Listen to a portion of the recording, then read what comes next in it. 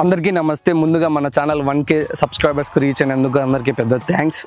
ఇవాల్టి వీడియో ఏంటి అంటే, చాలామంది ఎక్స్పీరియన్స్ ఫార్మర్స్ కావచ్చు, మామూలు ఫార్మర్స్ కావచ్చు, ఒక బిగ్గెస్ట్ మిత్లో ఉన్నారు. న్యాచురల్ ఫార్మింగ్ అండ్ అలాగే ఆర్గానిక్ ఫార్మింగ్, ఈ రెండు ఒకటే అని చాలామంది ఫీల్ అవుతున్నారు. సో ఈ మిత్ని క్లియర్ చేద్దామని ఈ వీడియో చేస్తున్నాను. సో కంప్లీట్గా న్యాచురల్ ఫార్మింగ్ అంటే ఏంటి, ఆర్గానిక్ ఫార్మింగ్ అంటే ఏంటి, దీని మధ్య డిఫరెన్సెస్ ఎలా ఉంటాయి, ఈల్డింగ్ విషయంలో ఎలాంటి డిఫరెన్స్ ఉంటుంది, సాయిల్ హెల్త్ విషయంలో ఎలాంటి డిఫరెన్సెస్ ఉంటాయి, అండ్ అలాగే మార్కెట్ ఎలాంటి మార్కెట్ ఉంటుంది, ఈ రెండింటికి కొత్తగా రావాలి అనుకున్న వాళ్ళు ఏ మెథడ్ చూస్ చేసుకోవాలనే కన్ఫ్యూజన్లు కూడా ఉంటారు. సో ఈ వీడియో చూడడం ద్వారా సో కంప్లీట్గా మీకు న్యాచురల్ ఫార్మింగ్ అంటే ఏంటి, ఆర్గానిక్ ఫార్మింగ్ అంటే ఏంటి క్లియర్గా తెలిసిపోతుంది. ఫస్ట్ ఆర్గానిక్ ఫార్మింగ్ అంటే ఏంటో చూద్దాం. ఆర్గానిక్ ఫార్మింగ్ అంటే ఏంటో లేదు, జస్ట్ కెమికల్స్ని యూజ్ చేయకోకుండా చేసే farming. Chemicals like DAP, urea, SOP లాంటి ఫెర్టిలైజర్స్, ఎన్పికే ఫెర్టిలైజర్స్ యూజ్ చేయకోకుండా చేసే ఫార్మింగే ఆర్గానిక్ ఫార్మింగ్. అంటే దీని నుంచి ఎలాంటి ఎక్స్టర్నల్ ఇన్పుట్స్ తీసుకోకుండా చేస్తారా అంటే అలా కూడా కాదు. దీనికంటూ సపరేట్ ఫెర్టిలైజర్స్ ఉంటాయి, బయో ఫెర్టిలైజర్స్ అండ్ అలాగే పేడెరువు అండ్ అలాగే బయో పెస్టిసైడ్స్, నీమ్ ఆయిల్ ఇలాంటివి యూజ్ చేసుకొని ఈ ఫార్మింగ్, ఆర్గానిక్ ఫార్మింగ్ అనేది చేస్తారు. దీనికంటూ ఒక సర్టిఫికేషన్ కూడా ఉంటుంది. ఆర్గానిక్ ఫార్మర్స్కి ఒక సర్టిఫికేషన్ ఇస్తారు. మీరు చేసే ఫామ్ నిజంగానే ఆర్గానిక్గా చేస్తున్నారు అన్నప్పుడు దానికంటూ ఒక సర్టిఫికేషన్ ఉంటుంది. నువ్వు అదే ప్రోడక్ట్ని ఆర్గానిక్గా అమ్మాలి బయట అనుకుంటే ఈ సర్టిఫికేషన్ అనేది మ్యాండేటరీ. లేదు జస్ట్ లైక్ నేను ఫెర్టిలైజర్స్తో పాటు పండించిన పండుని ఎలాగైతే అమ్ముతారో దీన్ని కూడా అలాగే అమ్ముతాను అన్నప్పుడు ఈ సర్టిఫికేషన్ అనేది అంత ఇంపార్టెంట్ కాదు. సో మీరు ప్రీమియం అమౌంట్స్తో అమ్మాలి అన్నప్పుడు ఈ సర్టిఫికేషన్ అనేది కూడా ఉంటుంది ఆర్గానిక్ ఫార్మింగ్లో. ఈ ప్రాసెస్ ఏంటంటే కొంచెం టైం అండ్ అలాగే మీ మనీని ఖర్చు చేస్తుంది ఈ సర్టిఫికేషన్ తీసుకోవాలి అన్నప్పుడు. న్యాచురల్ ఫార్మింగ్ అంటే ఏంటి అంటే జీరో ఎక్స్టర్నల్ ఇన్పుట్స్ అనమాట. బయట నుంచి ఎలాంటి ఇన్పుట్స్ తీసుకోకుండా చేస్తారు ఈ న్యాచురల్ ఫార్మింగ్ అనేది. దీంట్లో మరి ఎలా సాయిల్ హెల్త్ ఎలాగ ఇంప్రూవ్ అవుతుంది అంటే, ఇన్స్టెడ్ ఆఫ్ బయట నుంచి వచ్చిన మెటీరియల్ని యూజ్ చేసి సాయిల్ హెల్త్ని ఇంప్రూవ్ చేసే కంటే నేచర్ ద్వారా ఈ సాయిల్ ఫెర్టిలిటీని ఇంప్రూవ్ చేస్తుంది అనమాట. అండ్ అలాగే వీళ్ళు ఎలాంటి ఇన్పుట్స్ బయట నుంచి వేయరా అంటే, కొందరు దీన్ని పేడెరువు కూడా వేసుకొని చేస్తారు, కొందరు వచ్చేసి కంప్లీట్ ఫార్మింగ్ ఈ ఫార్ములాని యూజ్ చేసుకొని చేస్తారు. జస్ట్ లైక్ మనకు ఆర్గానిక్లో సెమీ ఆర్గానిక్ మెథడ్ ఎలా ఉంటుంది, ఈ న్యాచురల్ ఫార్మింగ్లో కొందరు ఆల్టర్ చేసుకొని వాడుకుంటారు. దీన్ని రెగ్యులర్గా ఎలా చేస్తారు అంటే, జస్ట్ దేశీ ఆవుస్ 2 పెట్టుకునేసి దేశీ కౌ యూజ్ చేసుకొని ఈ న్యాచురల్ ఫార్మింగ్ చేస్తారు. దాని నుంచి వచ్చిన పాలు కావచ్చు, పెరుగు కావచ్చు, పుల్లటి మజ్జిగ కావచ్చు, దాని నుంచి వచ్చిన పేడ యూజ్ చేసుకొని ఈ ఫార్మింగ్ చేస్తూ ఉంటారు. జీవామృతం, బీజామృతం ఈ 2 మెటీరియల్స్ని ఎక్కువగా ఇందులో వాడుతూ ఉంటారు. ఘనజీవామృతం లాంటి మెటీరియల్స్ని మనం రెగ్యులర్గా చూసుకున్నట్టయితే ఏ ఫార్మింగ్ మెథడ్లో అయినా కూడా మనము ప్లవ్వింగ్, టిల్లింగ్ అండ్ అలాగే వాటర్ ఇరిగేషన్ని కంట్రోల్ చేస్తూ ఉంటాం. ఈ న్యాచురల్ ఫార్మింగ్లో చూసుకున్నట్లయితే ఈ ప్లవ్వింగ్, టిల్లింగ్ అనేది చేయరు అండ్ అలాగే ఇరిగేషన్ కూడా మినిమల్గా ఇస్తారు.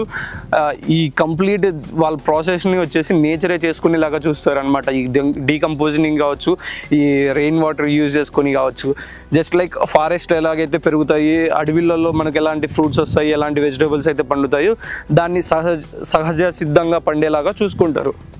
ఈ ఫార్మింగ్ టెక్నిక్ని ఇంట్రడ్యూస్ చేసిన వారు వచ్చేసి సుభాష్ పాలేకర్ గారు. వీళ్ళు మహారాష్ట్రకు చెందిన వ్యక్తి.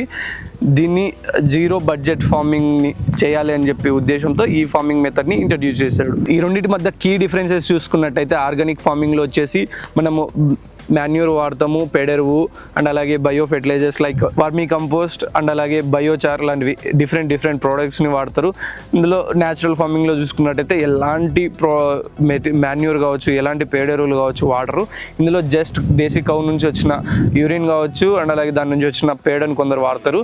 అండ్ అలాగే దీంట్లో చూసుకున్నట్టయితే ఆర్గానిక్ ఫార్మింగ్లో పెస్టిసైడ్స్ విషయానికి వచ్చినప్పుడు ఎలాంటి పెస్టిసైడ్స్ వాడరు, కెమికల్ నుంచి వచ్చినవి. జస్ట్ వీళ్ళు వాడే పెస్టిసైడ్స్ ఎలా ఉంటాయి అంటే, బీవీఎం సొల్యూషన్ మనం త్రిప్స్కి ఎలాగైతే వాడతామో, బయో ఫెర్టిలైజర్స్, బ్యాక్టీరియాస్ లాంటివి పెస్టిసైడ్స్ని కంట్రోల్ చేసేకి వాడతారు.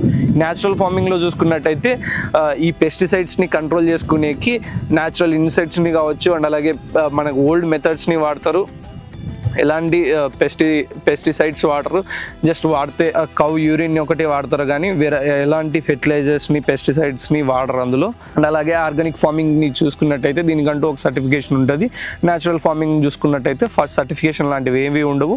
జస్ట్ లైక్ మనం ఓన్గా ప్రొడ్యూస్ని వాడుకోవాలి, లేకపోతే కమర్షియల్గా బయట ఎలాగైతే అమ్ముతుంటారో కెమికల్ నుంచి వచ్చినవి, ఆర్గానిక్ నుంచి వచ్చినవి, దానిలాగానే దీన్ని కూడా అమ్ముకోవాల్సి ఉంటుంది. అండ్ అలాగే ల్యాండ్ విషయానికి వచ్చినప్పుడు ల్యాండ్ ప్లవింగ్ అండ్ అలాగే ట్రిల్లింగ్ ఈ ఆర్గానిక్ మెథడ్లో చేస్తారు, కానీ న్యాచురల్ మెథడ్లో ఇలాంటివి ఏవి చేయరు.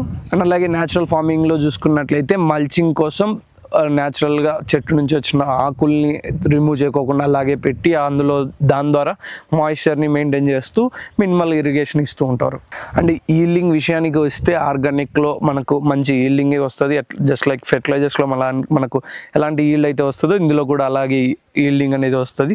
ఈ న్యాచురల్ ఫార్మింగ్లో చూసుకున్నట్టయితే ఫస్ట్ 2-3 ఇయర్స్ ఇనీషియల్గా చాలా తక్కువ ఈల్డ్ వచ్చినప్పటికీ సక్సెస్ఫుల్గా మనం చేసినప్పుడు దీని నుంచి జస్ట్ ఆర్గానిక్లో ఎలాగైతే ఈల్డ్ వస్తుందో అలాగే తీసుకోగలము. అండ్ కాస్ట్ విషయానికి వస్తే ఈ ఇన్వెస్ట్మెంట్స్ ఎలాగ ఉంటాయి అంటే ఆర్గానిక్లో చూసుకున్నట్టయితే చాలా తక్కువ ఉంటుంది. అండ్ అలాగే న్యాచురల్ ఫార్మింగ్లో చూసినట్టయితే కంప్లీట్లీ జీరో. మీకు కౌస్ ఉన్నప్పుడు కంప్లీట్లీ జీరో ఉంటుంది, లేదా అది లేనప్పుడు జస్ట్ సమ్ అమౌంట్ ఉంటుంది.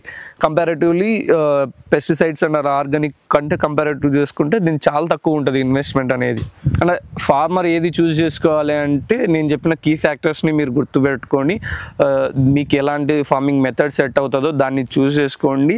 అండ్ అలాగే కమర్షియల్గా చూసుకున్నట్టయితే ఆర్గానిక్ ఫార్మింగ్ ఇప్పటికే చాలామంది రైతులు చేస్తూ ఉన్నారు, సక్సెస్ కూడా అయ్యారు. న్యాచురల్ ఫార్మింగ్ విషయానికి వచ్చినప్పుడు ఇంకా అంత లెవెల్లో న్యాచురల్ ఫార్మింగ్ని కమర్షియల్గా చేసేవాళ్ళు అంతగా కనిపించలేదు బయట. సో నాకు తెలిసిన వాళ్ళు ఒకరిద్దరు ఉన్నారు. సో వాళ్ళతో ఒకసారి ఫుల్ లెంత్ వీడియో చేద్దాము మన మెయిన్ ఛానల్లో. అప్పుడు మనకు ఒక క్లియర్ అండర్స్టాండింగ్ వస్తుంది న్యాచురల్ ఫార్మింగ్ కమర్షియల్గా వర్కౌట్ అవుతుందా లేదా అని చెప్పేసి. ఆర్గానిక్ ఫార్మింగ్ విషయానికి చూసుకున్నట్టయితే ఇది ఇప్పటికే సక్సెస్ఫుల్గా రన్ అవుతూ ఉంది. సర్టిఫికేషన్స్ కూడా చాలామందికి వచ్చాయి. చాలామంది ప్రీమియం అమౌంట్స్లో అమ్ముకుంటున్నారు ఆర్గానిక్ ప్రొడ్యూస్ని. లేదు జస్ట్ వాళ్ళ కస్టమర్ హెల్త్ని దృష్టిలో పెట్టుకొని చేసే వాళ్ళు కూడా రెగ్యులర్ ప్రైజెస్కి అమ్ముకుంటూ చేస్తూ ఉన్నారు. సో అది ఇవాళ వీడియో. ఈ న్యాచురల్ ఫార్మింగ్ అండ్ అలాగే ఆర్గానిక్ ఫార్మింగ్ మధ్య డిఫరెన్సెస్ అండ్ అలాగే ఎలాంటి ఈల్డింగ్ వస్తుంది మీకు క్లియర్గా అర్థమైందని అనుకుంటున్నాను. సో మళ్ళీ ఇంకో వీడియోలో ఇంకో కొత్త కాన్సెప్ట్తో కలుద్దాము. అంతవరకు బాయ్.